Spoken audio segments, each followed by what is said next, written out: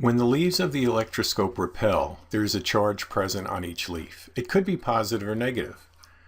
We can find out the charge on the electroscope if we have an object that we know is either positive or negative. For example, if we rub a rubber rod with fur, we know what sign it will be, what charge is on the rod. We can place it near the top of the scope and watch the reaction of the leaves.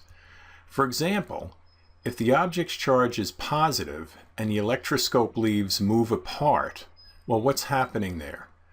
This will be putting positive charge onto the electroscope. So if the leaves move apart, they must have been positive to begin with because more positive charge gives a greater force between the two leaves. So the charge on the scope is positive. However, if the leaves were to move closer, that meant that the extra positive charges were canceling out some of the existing charge, which would be negative, so that the leaves would move closer, there would be a smaller force. So in that case, it's negative. So similarly, if we take a negative rod, put it near the electroscope, the leaves move apart, you can assume that the original charge on the leaves was negative because more negative charge moved the leaves further apart. And if they move closer, then the charge on the scope would be positive.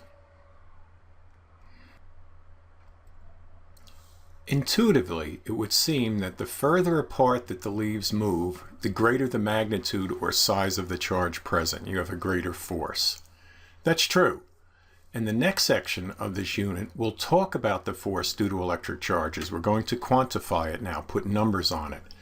And that force is responsible for the leaves moving against the forces of gravity, which is trying to pull the leaves down, and the tension in the hook that's holding the leaves, which is trying to pull it straight up.